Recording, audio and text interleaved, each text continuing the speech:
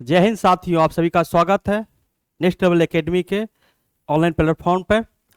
साथ ही ये जो क्लास चल रहा है ये ऑफलाइन भी चल रहा है। ठीक है, हम जो अभी शुरू करने वाले हैं 6 to 12 का हिस्ट्री का क्लास शुरू करने वाले हैं। ठीक है, इस क्लास को शुरू करने का मेरा मेन मकसद फोकस ये था, जो भी बच्चे बीपीएससी की ओर बढ़ना चाहते हैं या किसी भी स्टेट पीसीएस के, तो उनको बार बार कहा जाता है एनसीईआरटी पढ़िए, एनसीईआरटी पढ़िए। लेकिन होता क्या है, बच्चों को एनसीईआरटी पढ़ने में बहुत सारे दिक्कतों का सामना करना पड़ता है। हम उसी दिक्कतों को समाप्त करना चाहते हैं और बच्चों को किस तरह नोट्स बनाया जाए, किस तरह क्लास किया जाए, इसके बारे में हम क्या करेंगे, डिटेल से उस पर बातें करेंगे। और साथ ही आज हम शुरू करेंगे क्लास 6 का एनसीईआरटी शुरू करेंगे, क्लास 6 का आरटी। ठीक है, हम लोग का जो क्लास चलेगा वो 6 to 12 एनसीईआरटी हिस्ट्री का। ठीक है, साथ ही आपका 6 to 12 एनसीईआरटी जो आपका चलेगा, अभी साइंस का भी चलेगा। साइंस में आपका केमिस्ट्री का चलेगा, केमिस्ट्री का। ठीक, वो आपको आर के गुप्ता सर लेंगे। हम लोगों को क्या करना है, सिर्फ आपको हम लोगों के साथ चलना है और आपकी जितने भी प्रॉब्लम है, जितने भी दिक्कतें हैं, उसका हम क्या करेंगे, सॉल्यूशन देंगे। उसको सही ढंग से किस तरह से पढ़ा जाए एनसीईआरटी, किस तरह से फुल नोट्स बनाया जाए, किस तरह से शॉर्ट नोट्स बनाया जाए, कौन से क्वेश्चन आपको बीपीएससी या किसी भी स्टेट के पीसीएस में या जितने भी लोअर लेवल एग्जाम हैं, ग्रुप सी ग्रुप डी, क्या पूछी जाती है, इस पर हम लोग क्या करेंगे, काम करेंगे। आप जब एनसीईआरटी 6 का पढ़ेंगे, फर्स्ट चैप्टर जब हम पढ़ेंगे, तो उसमें से ज़्यादा से नहीं आपको 4 से 5 क्वेश्चन ही मिलता है जो हमें जनरल क्वेश्चन में पढ़ने के लिए आवश्यक है। ठीक है, इस पर हम काम करेंगे। साथ ही हम लोग क्या करेंगे, एनसीईआरटी का शॉर्ट नोट्स बनाएंगे। शॉर्ट नोट्स कैसे बनाएंगे वो भी, और आपको जो मिलेगा फर्स्ट क्लास में तो आपको सिर्फ हिंदी में ही पीडीएफ मिल रहा है। नेक्स्ट क्लास में आपको हिंदी इंग्लिश दोनों बच्चों के लिए फायदा होगा और दोनों बच्चे के लिए हम लोगों को क्या करें, नोट्स प्रोवाइड करेंगे। साथ ही शॉर्ट नोट्स भी हम लोग प्रोवाइड करेंगे जिससे बच्चे को ज़्यादा मेहनत न करना। लेकिन आप लोग ध्यान रखिए, आप लोग को क्या करना है, जब भी क्लास करना है तो वो ये क्लास 6 का जब आप क्लास देखें तो क्लास 6 का एनसीईआरटी है, इसको क्या करें, लेके आए और इसको रख के और देखिए किस तरह से हम शॉर्ट नोट्स तैयार करते हैं, उस पर आप लोग काम करें। उससे क्या होगा, आपको भी शॉर्ट नोट्स बनाना आएगा। और ठीक है, कम समय में किस तरह से, मतलब एग्जाम के समय में, जैसे मान लीजिए बीपीएससी का हमें मेंस लिखना है या किसी भी एग्जाम के लिए हमें पीटी मेंस देना है, तो उस समय कम समय में किस तरह से हम अच्छी तरह से नोट्स को पढ़ें और किस तरह से हम शॉर्ट नोट्स को बनाएं, इसके बारे में भी हम लोग बात करेंगे। ठीक, हम आते हैं, सबसे पहले हम लोग क्या करेंगे, सिलेबस पे काम, सिलेबस देखेंगे। हम लोग जो पढ़ रहे हैं ये पुस्तक का फ्रंट का क्या नाम है, हमारा अतीत 1 पढ़ रहे हैं। ठीक है, ये 1 जो है क्लास 6 के लिए है और 2 7 और 3 8 में आपको पढ़ने को मिलेगा। ये जो है कक्षा 6 के लिए इतिहास का पाठ्य पुस्तक है, इस पर हम लोग काम करेंगे। हम जो पढ़ रहे हैं किस प्लेटफॉर्म पे पढ़ रहे हैं, नेक्स्ट लेवल एकेडमी पे पढ़ रहे हैं। आप लोग क्या कीजिए, चैनल को सब्सक्राइब कीजिए, बेल आइकन को दबाइए, इसका यूट्यूब चैनल को फॉलो कीजिएगा ही, साथ ही फेसबुक व्हाट्सअप जितने भी चैनल हैं उस पर आप लोग क्या कीजिए। हाँ, आपका जो पीडीएफ मिलेगा आपको कहाँ मिलेगा, तो आपको यूट्यूब पे ही आपको नीचे में दिया रहेगा, वहाँ भी मिल जाएगा। और साथ ही आपको जाना है टेलीग्राम पे, टेलीग्राम पे जाइएगा तो वहाँ नेक्स्ट लेवल एकेडमी का अपना एक चैनल है, उस चैनल पे जाइएगा तो आपका क्लास 6 का जो भी अभी पीछे क्लास चली है और जो भी आगे चलेगी सभी क्लास का आपको नोट्स वहाँ मिलेगा। ठीक है, हम सबसे पहले आएंगे क्लास 6 का विषय सूची। ठीक है, क्या पढ़ना है उस पर हम काम करेंगे। सबसे पहले प्रारंभिक क्लास, जो हम लोग आज का जो क्लास चलेगा वो चलेगा प्रारंभिक कथन। ठीक है, कथन में हम लोग क्या पढ़ेंगे, क्या, कब और कहाँ, कैसे, मतलब कब, कैसे, जैसे हम इतिहास, इसके इतिहास के बारे में हम कैसे जानते हैं। ठीक है, हम देखिए अभी प्रेजेंट में आज के बारे में इतिहास जानेंगे और कल के बारे में, पिछले जो बीत गए कल, उसके बारे में हम क्या करेंगे, टेलीविजन या न्यूज़पेपर या रेडियो के माध्यम से जान सकते हैं। लेकिन यही चीज हम 50 साल पहले, 100 साल पहले, 200 साल पहले की घटनाओं को कैसे जानते हैं, किस प्रकार हम उसको जानेंगे, उसके लिए हमको क्या चाहिए। उस इतिहासकार उस पर जो पुस्तकें लिखते हैं, इतिहासकार जो भी पुस्तकें लिखे किस आधार पर लिखे हैं। ठीक है, अभिलेख के आधार पर या शिलालेख के आधार पर या क्या कहते हैं, आप लोग सिक्के मिले हैं, प्राचीन सिक्के मिले हैं या प्राचीन जितने भी पुस्तकें मिले हैं, उस सब को किस तरह से उसका मान ली उस समय का पुस्तकों का जो भाषा थी प्राकृत थी, पाली थी, या कहीं संस्कृत में है, संस्कृत में भी वैदिक संस्कृत में उसकी भाषा है, या जो अभिलेख मिले हैं आपको अफगानिस्तान अफगानिस्तान जाइएगा तो वहाँ शाहगोरा का में जो अभिलेख मिला ग्रीक अरमाइक भाषा में, उसको इस समय के भाषा में परिवर्तित किस तरह से किया गया, इस सब पे भी हम लोग बात करेंगे। क्लास 6 में आप हम लोग ज़्यादा डीपली नहीं जाएंगे, हम लोग क्या करना है जो उस क्लास में है उस पर हम लोग को काम करना है, क्योंकि ये जो क्लास है आप लोग जनरल कंपटीशन के बच्चे के साथ क्लास 6 के जो बच्चे पढ़ेंगे उनके लिए भी बहुत ही उपयोगी होगा, क्योंकि हम लोग क्या करेंगे क्लास 6 को जब क्लास लेंगे पुस्तकें पढ़ाएंगे तो उस समय जो भी क्लास 6 के जो बच्चे हैं उनके लिए भी ये क्लास बेनिफिशियल हो, इस पर हम काम करेंगे, ठीक है। और उनको भी किस तरह से उनको पढ़ना चाहिए, किस तरह से इस पर काम करना चाहिए, जो आगे 4-5 साल 10 साल के बाद जब वो जनरल कंपटीशन में आए तो उनको लाभ मिले, इस पर भी हम लोग काम करेंगे, ठीक है। अब हम लोग क्या करते हैं, शुरू करते हैं पहला चैप्टर, ठीक। पहला चैप्टर जो शुरू करते हैं उससे पहले हम लोगों ने क्या बोला, आपको ये पुस्तक लेके आपको बैठना है, ठीक है। ये पुस्तक लेके बैठना और उसके बाद हम लोग क्लास देखेंगे। सबसे पहले हम जब फर्स्ट क्लास को हिस्ट्री के फर्स्ट क्लास को बांटेंगे तो इसको हम क्या करेंगे, सबसे पहले 4 भाग में बांटते हैं। 4 भाग में देखिए जब हम पुस्तकें पढ़ेंगे तो 4 भाग में नहीं बटा, इससे बांटने से हमको क्या फायदा मिलेगा, हमको ये पता चलेगा किस तरह से बच्चे को कहाँ कहाँ क्या प्रॉब्लम है, क्या क्या समझाना, उसके बारे में हम लोग देखेंगे। सबसे पहले हम लोग देखेंगे क्या, अतीत के बारे में कैसे जाने और अतीत का स्रोत क्या है, ये हम सबसे पहले पढ़ेंगे 4 भाग में बांटने में। उसके बाद लोग कहाँ रहते हैं, जैसे नर्मदा नदी के तट पे लोग कहाँ रहेंगे, इस पर हम लोग बात कर लेते हैं। देखिए लोग वहीं रहेंगे जहाँ भोजन सही ढंग से मिल जाए या पीने के लिए पानी मिल जाए। आप भोजन के बिना 2-3 दिन रह सकते हैं, पानी के बिना नहीं रह सकते, ठीक है। तो लोग कहाँ रहते थे, नदियों झीलों के तालाबों के तट पे रहते थे, ठीक। उसके बाद हम लोग पढ़ेंगे भारत, हम जिस देश में रहते हैं उसका नामकरण कैसे पड़ा, हम कभी देखते हैं आर्यभट्ट है, जम्मू तवी है, इंडिया है, हिंदुस्तान है, भारत है, ये नाम कैसे पड़ा, इसके बारे में हम लोग देखेंगे। उसके बाद हम तिथियों के बारे में एडी पढ़ते हैं, ठीक है, बीसी पढ़ते हैं, BCE पढ़ते हैं, तो ये सब कैसे से हुआ, पहले क्या करती थी, अब पीछे की ओर जाती थी, अब आगे की ओर जाती है, इस पे हम पढ़ेंगे, ठीक है। ईसा मसीह के जन्म से पहले की बातें, अभी की बातों को हम करेंगे, ठीक है। और उसके बाद कुछ छोटा सा शॉर्ट नोट आ जाता है जिसमें हम लोग पढ़ेंगे जो चावल की खोज या कृषि का साक्ष्य जो मिला वो भी आपको यहाँ देखने को मिलेगा, ठीक है। हम लोग देखते हैं और सबसे पहले आते हैं पहला क्वेश्चन।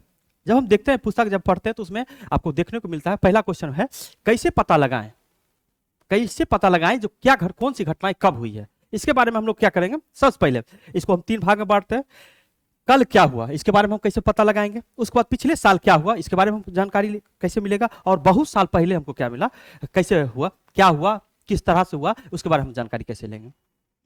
देखिए आज और कल के बारे में हम जानकारी खुद न्यूज़पेपर या हम अपने आंखों देखा भी देख सकते हैं, लेकिन पिछले साल क्या हुआ इसके लिए आपको क्या किया जाएगा, आपके जैसे मान लीजिए उस समय आप वहां नहीं थे, तो जो आपके पूर्वज हो या आपके जो पेरेंट्स हो या आपके घर के जो वरिष्ठ हो उनसे जब बात करेंगे तो उनके स्मृति में ये होगा जो ये घटनाएं कैसे हुई थी, किसके द्वारा की गई थी, किस प्रकार से हुई थी, तो वो आपको उसकी जानकारी दे देंगे। लेकिन बहुत साल पहले क्या हुआ, अब आप मान लीजिए आपकी दादी या दादा 70-80 साल के हैं तो 70-80 साल पहले की घटनाएं बता सकते हैं। अगर मान लीजिए 100 साल के हैं तो 100 साल पहले की घटनाएं हमें जानकारी दे सकते हैं। लेकिन अगर मान लीजिए हमें 150 साल पहले की घटनाएं को जानकारी प्राप्त करनी हो तो कैसे पता चलेगा, इस पर भी हम लोग बात करेंगे, ठीक है। यह जानकारी मतलब 150 साल पहले की जानकारी हमें यह जानने के लिए हमें उस समय की पुस्तकें, ठीक है, और पुरातात्विक साक्ष्य जो भी है, ठीक, उसके बारे में हम लोग देखेंगे। जो पुरातात्विक साक्ष्य के द्वारा जो इतिहासकार जो लिखेंगे उस पर हम लोग बातें करेंगे, और ठीक है उस समय के जो पुस्तकें हैं जैसे हम लोग वेद देखते हैं, इंडिका देखते हैं,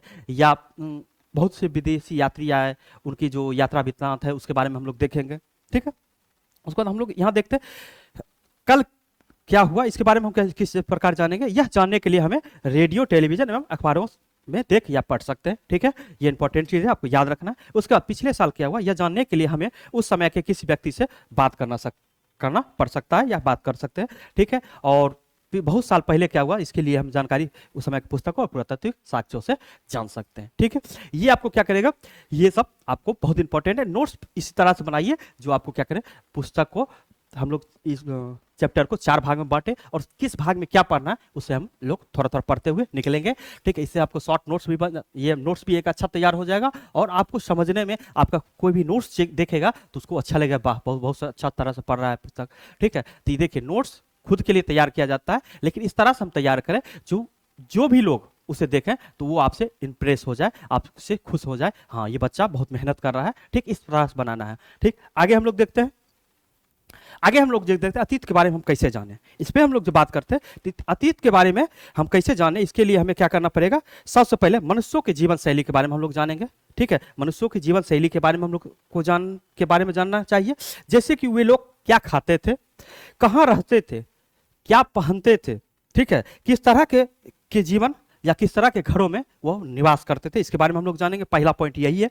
ठीक है, अतीत के बारे में हम जानने के लिए उस समय के मनुष्यों की जीवन शैली के बारे में जानना चाहिए। जैसे कि वो लोग क्या खाते थे, कहाँ रहते थे, कैसे कपड़ा पहनते थे, किस तरह के स्थानों या घरों में रहते थे, ये इंपॉर्टेंट हो गया। ठीक है, अतीत के जानने के लिए मेरा सबसे प्रमुख स्रोत हो गया। उसके बाद हम लोग आते हैं, वो शिकार करते थे। जैसे मान ली उस समय के मनुष्य क्या शिकार करते थे, और उस समय के शासक कैसे थे, पशुपालक कैसे थे, किस तरह से जीवन व्यतीत करते, कृषक क्या करते थे, व्यापारी क्या करते थे, पुरोहितों का क्या काम था, किस तरह से रहते, शिल्पकार हो गए, बढ़ई हो गए, सोनार हो गए, इन सब का जीवन चलित कैसा था, वैज्ञानिक क्रियाएं उस समय के कैसे थी। उसके बाद संगीतकार के बारे में हम जानकारी लेंगे, उस समय के संगीत कैसे थे। मतलब अभी का आप संगीत देखिए और आज से 20 साल 25 साल पीछे का संगीत देखिएगा तो उस समय का संगीत अभी भी देखिएगा ना तो आपको लगेगा हाँ दिल में शांति है। अभी का संगीत देखिएगा तो आपको मतलब ये सब संगीत है ना 2 4 5 दिन 10 दिन चलने लायक है, लेकिन उस समय के संगीत अभी भी सुनिएगा तो जैसे शादी के ब्याह, शादी का देखते देखते हुए आए हम बाराती, ये सबसे पहले आपको देगा।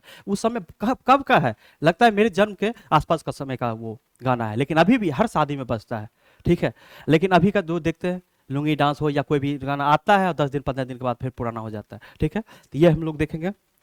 तो उस समय उसके बाद उस समय के कलाकारों की जीवन शैली कैसी थी, उनकी जानकारियां, उनके बारे में जानकारी प्राप्त करेंगे।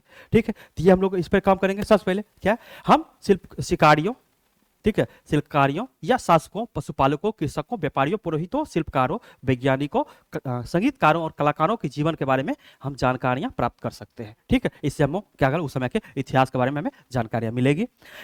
इसके साथ ही हम लोग पहले कौन से नाटक कहानी, मतलब उस समय जो नाटक कहानियां बच्चे कैसे खेला करते थे, कौन से खिलौनों से खेलते थे उसके बारे में, या फिर कौन से गीत गाया जाता था, इससे भी हम उस समय के क्या कहते हैं अतीत के जीवन शैली के बारे में हम जानकारियां प्राप्त कर सकते हैं। ये बहुत इंपॉर्टेंट हो जाती है और इस पर क्या करना है, हम लोग को याद करना है, बहुत अच्छी तरह से याद करना है। ठीक है, कोई दिक्कत नहीं। हाँ, दूसरा चीज आप लोग एक काम और क्या कीजिए, जो चैनल को सब्सक्राइब कीजिए और बेल आइकन को दबाइए। ठीक है, जिससे क्या होगा, हम जो भी क्लास लेंगे या हम मेरे जितने भी सहपाठी शिक्षक हैं, जो पढ़ाने वाले आपके शिक्षक हैं, वो भी कोई क्लास लेंगे तो आपको नोटिफिकेशन जाएगा और आपको अच्छी तरह से अच्छे अच्छे कंटेंट मिलेंगे, अच्छे से आपको पढ़ाया जाएगा।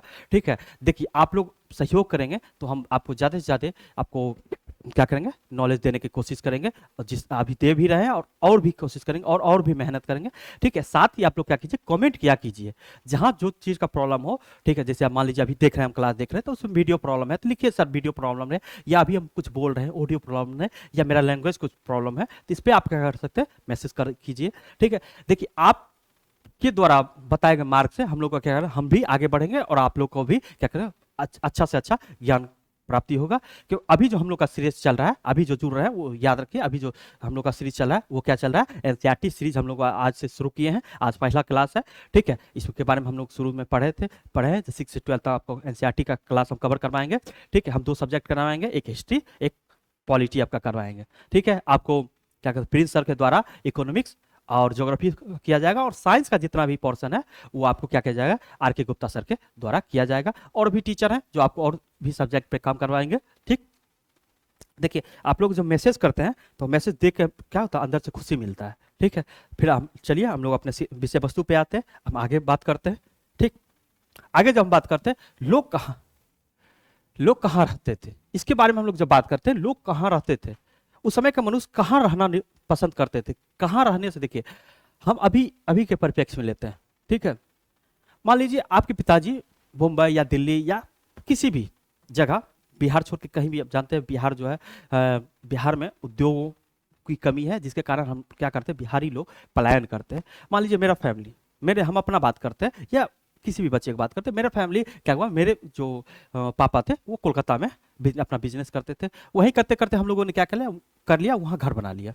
ठीक है। तो वो क्या हुआ, हम वहाँ क्यों घर बनाए, क्योंकि मेरे जीवन की जितनी भी सुविधाएं, कपड़ा, पैसा है, खाने का वस्तुएं मिले या रहने का, हर चीज वहाँ वहीं से हमें पूर्ति होता है, तो हमें वहाँ रहने में क्या असुविधा है। उसी तरह उस समय के मनुष्यों के लिए क्या था, भोजन और खाना। जब हमें भोजन और पानी, तो पानी कहाँ मिलेगा, नदी या तालाबों या झरनों के आसपास ही मिलेगा, समुद्र का पानी तो नहीं पिएंगे। इसलिए उस समय के मनुष्य क्या करते थे, नदियों के तट पे रहते थे, जिसमें हम लोग बात करेंगे सबसे पहले नर्मदा नदी, क्योंकि नर्मदा नदी पे सर्वप्रथम मनुष्यों के साक्ष्य का, मनुष्यों के प्रमाण मिला है, साक्ष्य मिला है। ठीक है, साथ में उसके बाद गंगा नदी के बारे में बात करेंगे। सिंधु नदी के तट पे आपको देखिएगा जो एक सभ्यता, एक नगरीय सभ्यता, सिंधु घाटी सभ्यता के बारे में बात करेंगे, वो जो अगले एक्सरसाइज में है उसमें बात करेंगे। ठीक है, अब लोग आते हैं इसमें बात करते हैं। लाखों वर्ष पूर्व में मनुष्य नदियों, तालाबों और झरनों के पास रहते थे, क्योंकि यहाँ इन लोगों के लिए भोजन मिलने के साथ साथ आपको पता है जितने भी जीव जंतु हैं वो क्या करते थे, पानी पीने के लिए वहां आते थे, जिससे इनको शिकार करने में आसानी होता था और इनको क्या करते, मार के उनको खाने में आसानी होता था। ठीक है, क्योंकि आपको हम जो जिस चीज जो जहां हम पढ़ रहे हैं, जिसके बारे में हम पढ़ रहे हैं, उस समय मनुष्यों का मेन भोजन क्या था, शिकार करना और कंदमुंद खाना। ठीक है, या फलों पर निर्भर रहते थे। ठीक, और आपको पता है जल के आसपास ही क्या होता है, वृक्ष भी उत्पन्न होता है, वृक्ष भी बड़ा होता है, पैदा होता है। ठीक है, आगे हम लोग देखते हैं शिकार और प्राकृतिक चीजें जैसे फल, सब्जी, इस सब को आदि का प्राप्त करते थे। ठीक, ये हम लोग पहला पॉइंट हो गया। दूसरा पॉइंट, इन लोगों में कुछ संग्राहक होते थे। संग्राहक मतलब ये होता, संग्राहक मतलब कुछ लोग शिकारी होते थे, कुछ लोग जानकार होते, जैसे अभी भी हम लोग क्या करते, मार्गदर्शक, वही उस समय के मार्गदर्शक थे, संग्राहक थे, जो आसपास के जंगलों के बारे में, अच्छे जंगलों पर्वतों के बारे में बहुत ही अच्छे से जानते थे, और विशाल संपदा के बारे में वो बहुत अच्छे से जानते थे, उनसे परिचित थे, और वो लोग अपने लोगों और समुदायों के लिए भोजन संग्रह करते थे। ठीक है, वो लोग क्या करते थे, जैसे अभी हम लोग अपने फैमिली के बारे में संग्राहक किन्हें मान सकते हैं, अपने पिताजी को देखिए, अभी के समाज में पिता को हर चीज पता रहता है, मेरे बेटे को क्या चाहिए, मेरी बेटी को क्या चाहिए। देखिएगा, पिता फटा कपड़ा पहन के रह सकते हैं, लेकिन आपके लिए कभी वो क्या करेंगे, कमी नहीं करेंगे। जैसे हम लोग, आप कोई भी बच्चे पटने आके पढ़ रहे हैं, या कोई दिल्ली जाके पढ़ रहे हैं, या कोई बेंगलोर या इलाहाबाद कहीं भी जाके पढ़ रहे हैं, तो आप जब पापा को फोन कीजिएगा ना, पापा हमें 5,000 रुपया चाहिए, पापा बोले ठीक है शाम तक दे देंगे। लेकिन ये आपको कभी महसूस नहीं होने देंगे कि उनके पास 1 रुपया भी नहीं है, वो कहाँ से रुपया ला के देंगे, ये कभी आपको महसूस होने नहीं देंगे। ठीक है, 6 के जो भी बच्चे हैं उनके लिए भी नोट्स है, आप लोग भी क्या कीजिए, हम साथ में जुड़ के देखते रहिए, आपको भी फायदा होगा। और जो भी यूपीएससी, बीपीएससी या स्टेट पीसीएस या किसी भी स्टेट का पीसीएस या उससे लो एनटीपीसी या क्लास के लिए तैयारी कर रहे हैं, तो वो भी आके जुड़ सकते हैं, और आपको अच्छे से नोट्स तैयार मिलेगा और आपको पढ़ने में भी मजा आएगा। ठीक, अब यहाँ आ जाता है एक मेन पॉइंट आ जाता है, जब आपको परीक्षा के पॉइंट ऑफ व्यू से, तो आप इसको सबसे पहले नोट डाउन करेंगे। ठीक, इन लोगों में कुछ संग्राहक थे, ये हम लोग पढ़ चुके हैं। अब देखिए, लगभग 8,000 ईस्वी पूर्व सर्वप्रथम मनुष्यों ने सबसे पहले जौ को, ठीक है, और दूसरा जो था गेहूं को, जैसे फसलों को, कहा, सुलेमान और किरथल। ये सुलेमान किरथल, हम भारत का नक्शा देखेंगे तो ये अफगानिस्तान का जो क्षेत्र है, यही, ठीक है, यही ये क्षेत्र है, और यही इसकी उपज की हमें सर्वप्रथम क्या मिला था, इसका साक्ष्य मिला था। ठीक है, किरथल की पहाड़ियों में कुछ क्षेत्रों में उपजाने आरंभ किया गया था। ठीक है, ये हम लोग कह सकते हैं मेहरगढ़ के बारे में दिया गया है।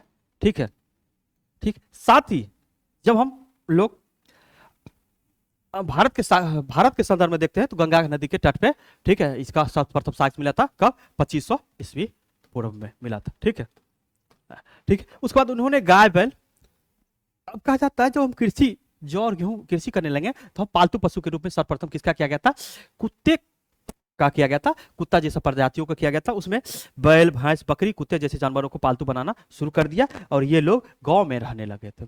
अब मान लीजिए हम पहले कृषि करते थे, या जब हम एक जगह रुकना शुरू कर दिए, तब हम क्या किए, जब हम अनाज का बीज का पता चल गया और अनाज के बारे में जान गए, तो हम क्या किए, एक गांव में निवास करने लगे, समूह में निवास करने लगे, और क्या करने, कृषि करने लगे। और कृषि जब करने लगे तो हम जानवरों को पालने लगे, जिसमें हम लोग जैसे बैल, ठीक, बैल कृषि करने के लिए, जोतने के लिए, भेड़, आप कह सकते हैं भेड़ को ऊन के लिए, कपड़े, वस्तुओं के लिए, साथ ही इसको भोजन के लिए, बकरी का भी भोजन के लिए, और कुत्तों को शिकार करने में आपको सहयोग मिले, इसके लिए हम इसको पालते थे। ठीक है, ये इंपॉर्टेंट हो गया। हम फिर आगे आते हैं, आगे देखते हैं।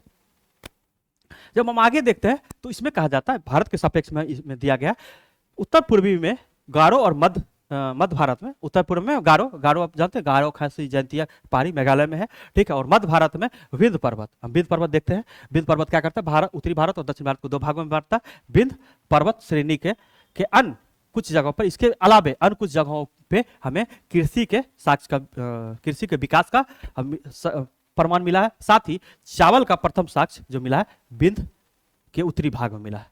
विंध्य पर्वत के उत्तरी भाग में हमें किसका साक्ष्य मिला है, चावल का साक्ष्य मिला। ये इंपॉर्टेंट हो जाता है, ये आपको क्या हुआ एग्जाम के पॉइंट ऑफ व्यू से, जनरल क्वेश्चन के पॉइंट ऑफ व्यू से भी इंपॉर्टेंट है, बीपीएससी यूपीएससी जो भी कर रहे हैं उनके लिए भी है, ठीक है। लगभग 4700 वर्ष पहले सिंधु उसके सहायक नदियां, सिंधु और उसके सहायक नदियां के किनारे आरंभिक नगरों का विकास हुआ था, ठीक है। आरंभिक नगरों का मतलब आप समझ गए, सिंधु घाटी सभ्यता का विकास के बारे में यहाँ कहा जाता है। लेकिन रेडियो डेंटिंग द्वारा जब देखा गया था 2500 से 1750 ईस्वी तक माना जाता है, ठीक, कार्बन डेंटिंग द्वारा, ठीक है। तो ये इंपॉर्टेंट है, ये भी याद रखिएगा।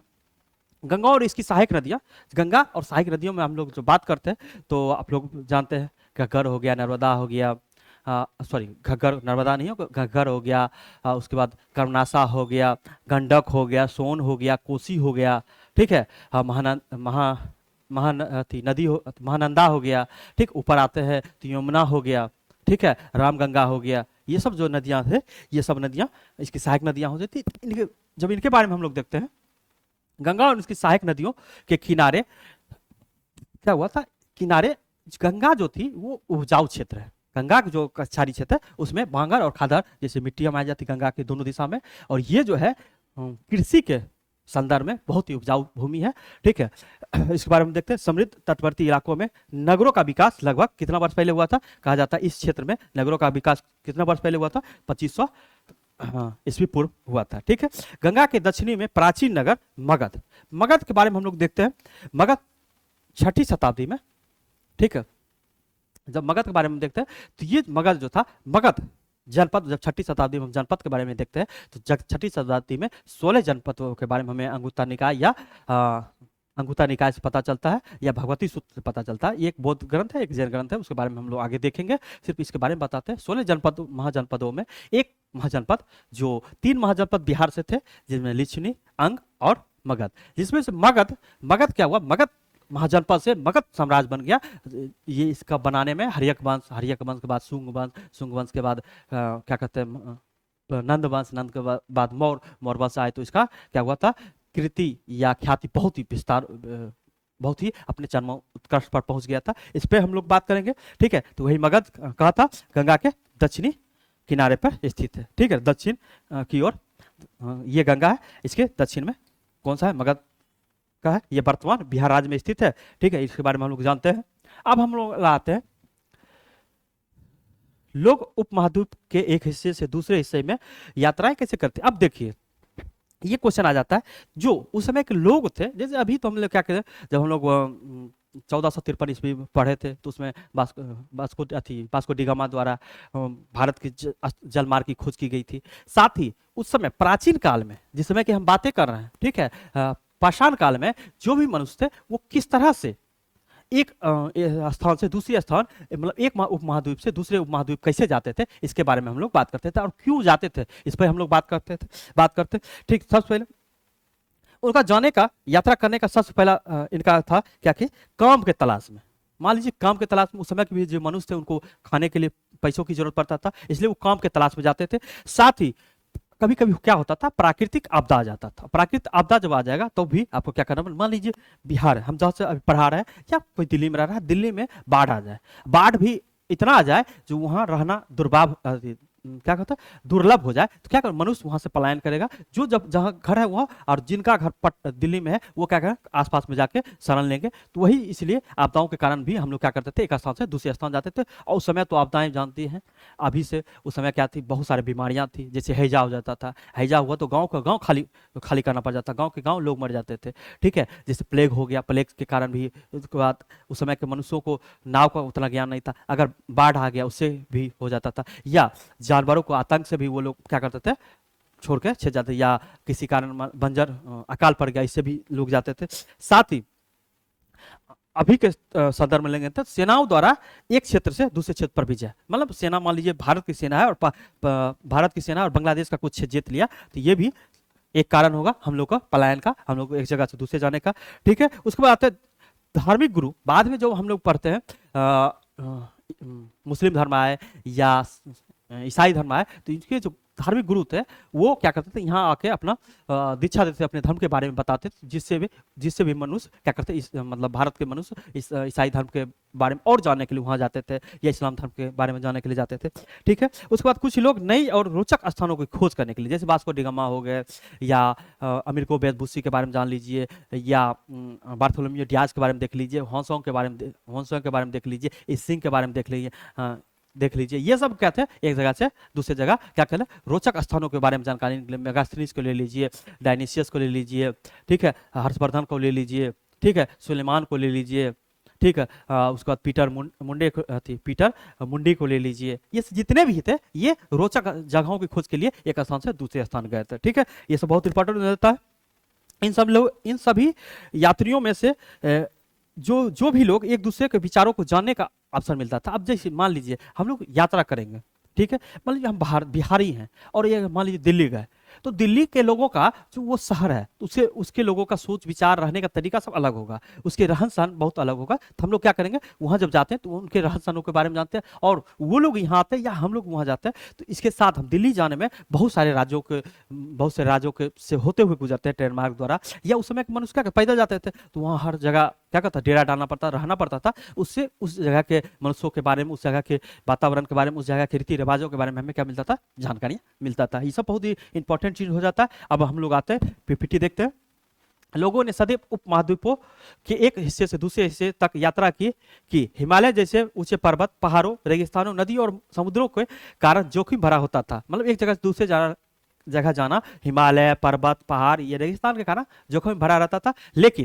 लेकिन होता क्या है, काम के तलाश में आपको जाना पड़ेगा, प्राकृतिक आपदाओं के कारण आपको वहां जाना, सेनाओं द्वारा एक क्षेत्र से दूसरे क्षेत्र विजय करने के लिए, व्यापार हेतु धार्मिक गुरु द्वारा लोगों को धर्म प्रचार के लिए भी भेजा जाता था। जैसे अशोक अपने पुत्र पुत्री को भेजे थे। कुछ लोग नई और रोचक स्थान की खोज करना की चाह में भी एक जगह से दूसरी जगह जाते। इन सभी यात्राओं से लोगों को एक दूसरे के विचारों को जानने का अवसर मिलता था। ये इंपॉर्टेंट हो गया, ये आप लोग ये क्या कीजिए, इसको अंडरलाइन करके रखिएगा। ठीक है, आपके एग्जाम के पॉइंट ऑफ व्यू से बहुत ही इंपॉर्टेंट हो जाता है। ठीक, हम आगे आते हैं देश का नाम। देश के नाम के बारे में पढ़ते हैं। सबसे पहले अपने देश के लिए हम पढ़ाया इंडिया या भारत जैसे नामों का प्रयोग करते हैं। ठीक है, अपने देश के लिए हम लोग क्या करते हैं, इंडिया या भारत जैसे नामों का प्रयोग करते हैं। लेकिन इंडिया शब्द की उत्पत्ति इंडस किससे हुआ था, इंडस सबसे हुआ था, जिसका जो क्या है, इंडस का संस्कृत नाम इंडस का संस्कृत नाम क्या है, सिंधु को ही हमको क्या कहते हैं, इंडस कहते थे। ठीक है, 2500 ईस्वी पूर्व में जब उत्तरी पश्चिमी ओर से आने वाले कुछ 2500 ईस्वी पूर्व में उत्तरी पश्चिमी ओर से आने वाले कुछ विदेशी आए, जिसमें ईरानी ने सिंधु को क्या कहा, हिंदोस कहा। ठीक है, और यूनानी ने क्या कहा, इंडोस कहा। ये दोनों जो नाम है, सबसे पहले ईरानी सिंधु का क्या बोलते हैं, हिंदोस कहते थे, और यूनानी इसको इंदोस कहते थे। ठीक है, ये हम लोग देख लेंगे। ईरानी इसको क्या कहते थे,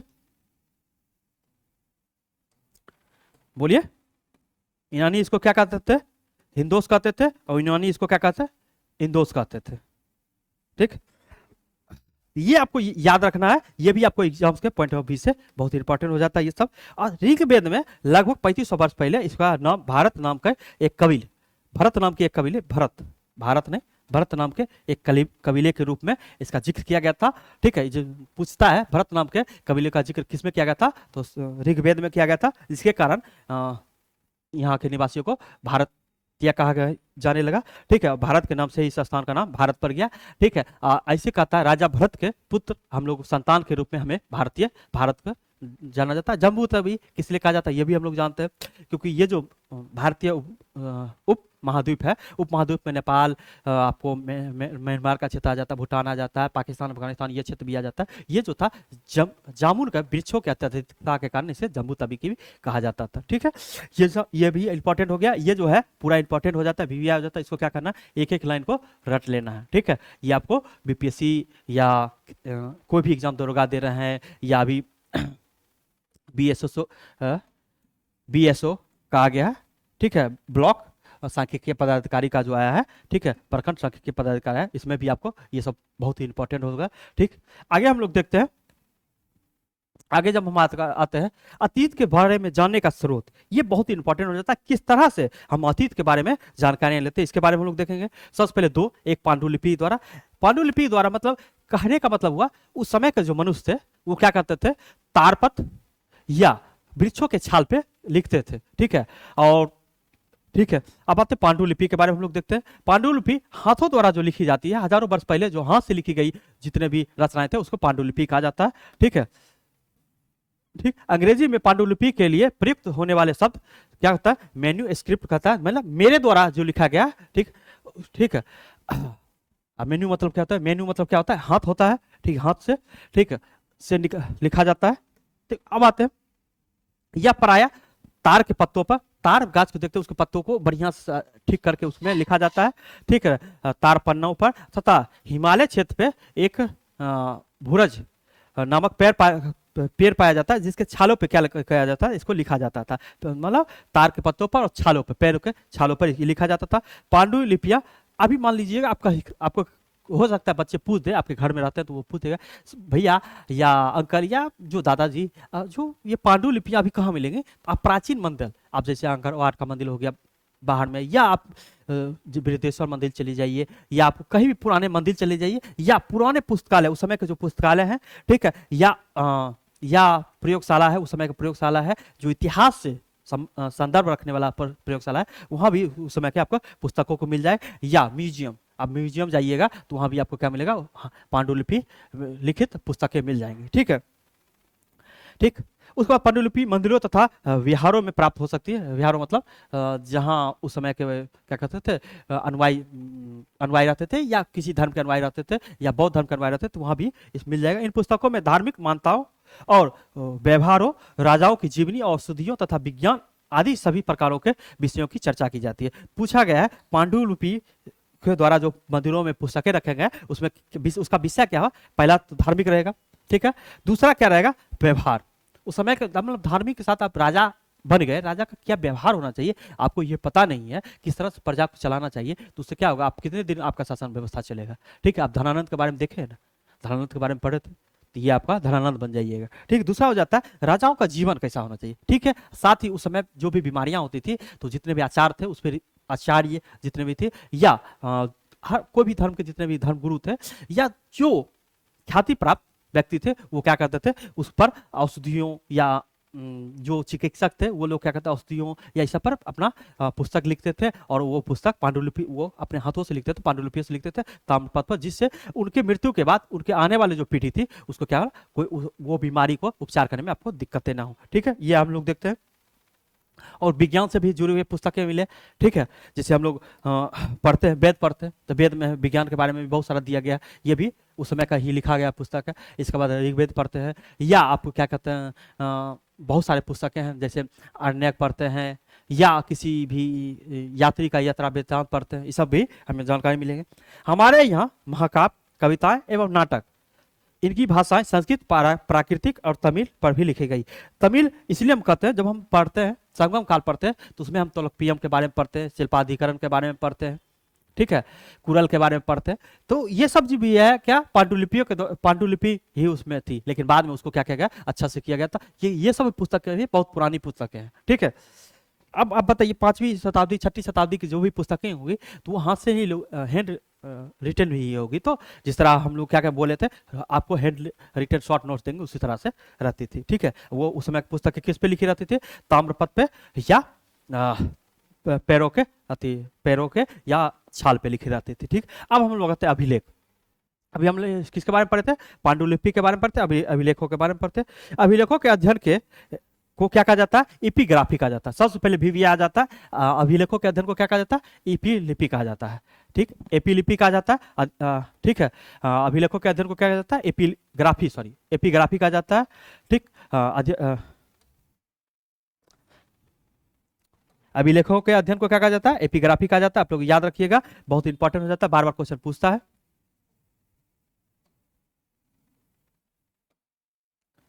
ठीक, अब आते हैं अभिलेख लिखा कहा जाता था। इस पे हम लोग आते हैं।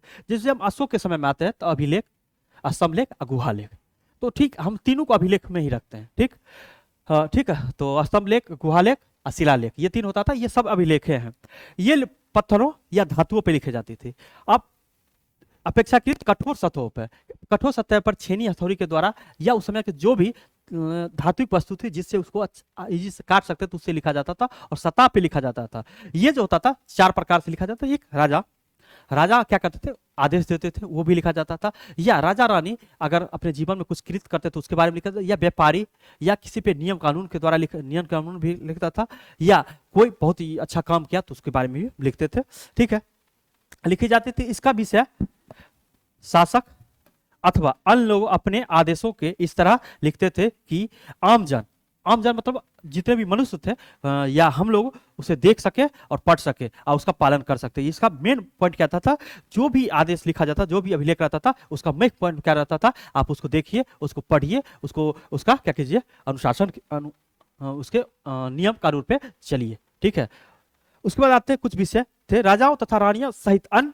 इसके हम क्या कहते हैं, विषय के बारे में पढ़ते हैं। राजा रानियां सहित अन्य स्त्री पुरुष अपने द्वारा किए गए कार्यों का विवरण उत्कृष्ट करवाते थे। ठीक है, उत्कृष्ट करवाते थे, जिससे क्या होता था, उनके द्वारा जो अच्छे काम किए जाते थे, मान लीजिए हम कुछ अच्छा काम किए, ठीक है, जिससे हम सती प्रथा पे रोक लगाए, तो वो काम अगर हम एक शिला पे लिख के रख देंगे तो क्या क्या हमारे आने वाली पीढ़ी भी कहेगा नहीं, सती नहीं बनना है। ठीक है, तो इस पे वो लोगों भी काम करेंगे। या मतलब तीन कठिया व्यवस्था, वो जो भी नियम कानून है, अच्छे नियम कानून को हम, जैसे संविधान, हम लोग का संविधान है वो एक पुस्तक के रूप में, तो उसमें अच्छे नियम कानून है जिससे हमको कहते हैं चलने में, हमें शासन व्यवस्था करने में एक सुविधा मिलती है। और धीरे धीरे धीरे कर यही नियम कानून मान हम बनाए, मेरे पास मेरे जो आने वाले वंशज वो बनाएंगे, तो वो एक तरह से वो क्या एक अच्छा नियम कानून बन जाएगा और अच्छा से क्या शासन व्यवस्था करने में हमें सुविधाएं मिलेंगी। ठीक है, लगभग 2250 वर्ष पुराना अशोक द्वारा लिखे गए आदेश को अफगानिस्तान के कंधार में, ठीक, कौन सा, सहगोरा अभिलेख जो है पुरातात्विक पुरातत्वविद विदों को प्राप्त हुआ था। मतलब उस समय जो भी पुरातत्वविद है या इतिहासकार हैं उनको प्राप्त हुआ था। ठीक है, इस अभिलेख की जो भाषा थी ग्रीक और अरमाइक थी। क्या था, ग्रीक और अरमाइक थी। ठीक है, ग्रीक या इसको यूनानी और अरमाइक नामक दो भाषाओं में लिखी गई। अब लिपि, लिपि हम जो लिखते हैं, लिपि यो लिपि हो गया, जो हम बोलते हैं वो भाषा हो गया। ठीक है, तब याद रखिए लिपि के कहा जाता है, जो हम लिखते हैं वो लिपि के थ्रू लिखते हैं और जो हम बोलते हैं वो भाषा के थ्रू बोलते हैं। दोनों एक ही चीज हुआ, दोनों एक दूसरे से संबद्ध चीज हुआ, मतलब एक दूसरे से आश्रित चीज हुआ। ठीक है, अब हम लोग आगे देखते हैं, आगे आते हैं तो उसमें उससे कुछ आगे बढ़ाते हैं।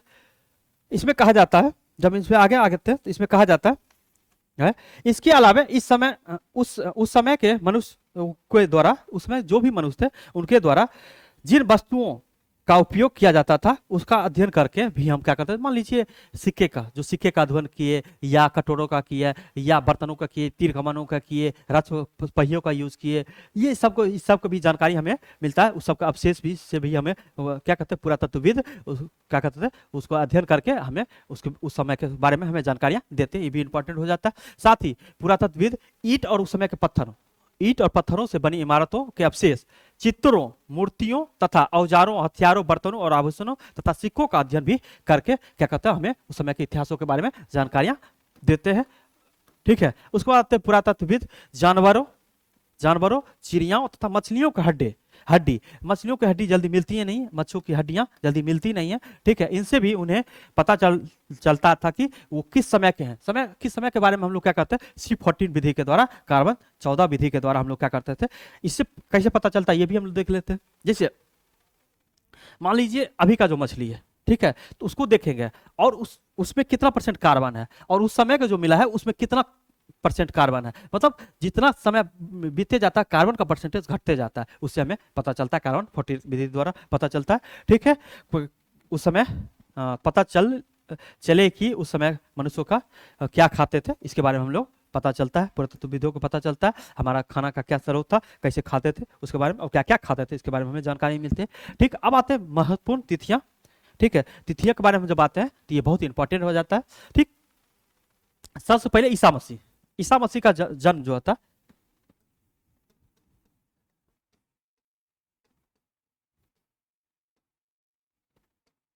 ईसा मसीह का जो जन्म हुआ था प्रथम शताब्दी में हुआ था, ठीक है, 1 ईस्वी में हुआ था, शताब्दी में हुआ था, ठीक है। इससे पहले जितने भी थे तो उसे कहा जाता, उससे पहले क्या कहा जाता है, बीसी कहा जाता है, ठीक, बीसी कहा जाता है, हिंदी में इसे ईसवी पूर्व भी कहा जाता है, ठीक है।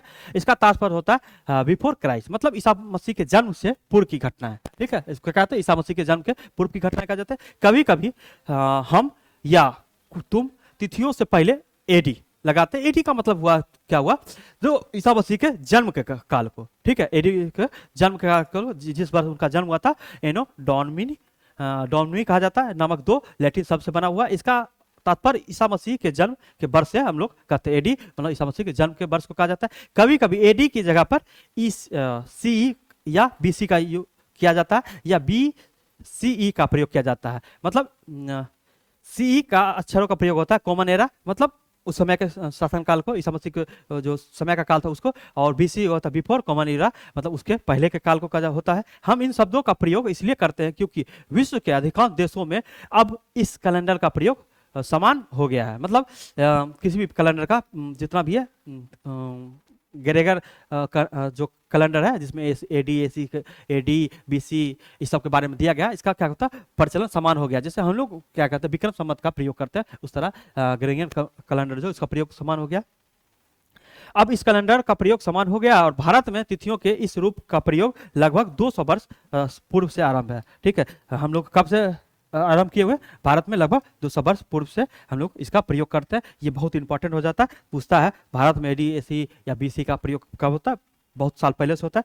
कभी कभी अंग्रेजी के बीपी अक्षरों का प्रयोग होता है, जिसका मतलब होता है बिफोर प्रेजेंट, मतलब क्या कहता है, एडी के अथी बीसी के, हाँ, बीसी के बाद के काल को, ईसवी पूर्व के काल के बाद को, मतलब अभी का प्रेजेंट के बारे में हम लोग इसके बारे में देखते हैं, वर्तमान से पहले की घटनाओं के बारे में देखते हैं। ये बहुत ही इंपॉर्टेंट है, इसके बारे में कुछ कुछ जानकारियां हैं जो आपको क्या करेंगे नेक्स्ट क्लास में इसको और भी डिटेल से बताएंगे, ठीक है।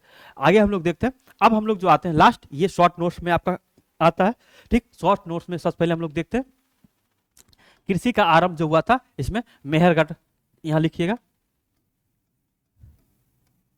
ठीक है। यहाँ इस समय हमको साक्ष्य मिला था जौ और गेहूं का,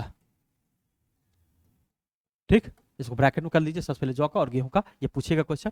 सिंधु सभ्यता का प्रथम नगरीय 4700, लेकिन रेडियो कार्बन डेंटिक द्वारा 2500 से टू 1750 बीसी का माना जाता है, ठीक है। इस समय हम लोग का क्या मिला था, प्रथम नगरीय सभ्यता मिला था, इसमें लिख सकते हैं प्रथम,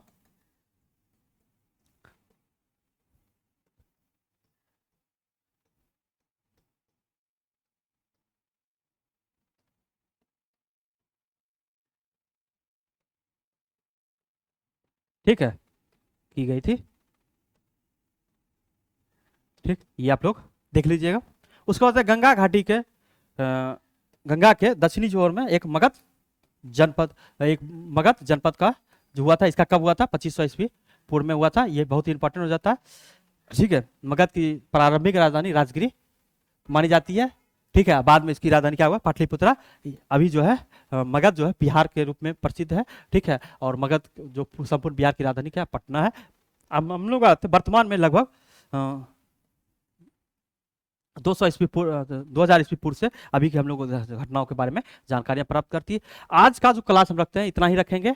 नेक्स्ट क्लास जो आपका होगा, इसका सेकंड क्लास होगा, ठीक है। उसका सेकंड क्लास, उसका सेकंड चैप्टर क्या है, हम ये आपको बता देते हैं। आपको क्या क्या पढ़ के आना है, क्या क्या देख के आना है, इसके बारे में हम लोग आपको फिर से थोड़ा रिकॉल करवा देते हैं। सेकेंड जो है आखेट खाद्य संग्रहों से भोजन उत्पादन तक, ठीक है। आखेट और खाद्य संग्रहों से भोजन उत्पादन तक, ठीक है। और आरंभिक नगर, ये 2 चैप्टर हम नेक्स्ट क्लास में लेंगे, ठीक है। नेक्स्ट क्लास में 2 चैप्टर लेंगे, क्योंकि इस क्लास में हम बहुत चीजें आपको एक्स्ट्रा चीज बताए, वो हम क्या करेंगे, वहाँ कम एक्स्ट्रा इधर उधर की बातों में कम जाना शुरू करेंगे। देखिए जो भी बोले हैं वो इंपॉर्टेंट है, लेकिन हम लोग को क्या करना है, क्लास 6 के बच्चों के लिए ये इंपॉर्टेंट नहीं, उसके बारे में नहीं। जो यूपीएससी बीपीएससी या किसी स्टेट पीसीएस का तैयारी कर रहे हैं या किसी चीज़ का तैयारी कर रहे हैं, जो एनसीईआरटी पढ़ना चाहते हैं, वो क्या क्या अधिक से अधिक इस प्लेटफॉर्म पर आइए। और क्या कीजिए, अपने दोस्तों को भी क्या कीजिए, भेजिए। आपको क्लास अच्छा लगा तो क्या करना है, चैनल को सब्सक्राइब करना, बेल आइकन दबाना है, ठीक है।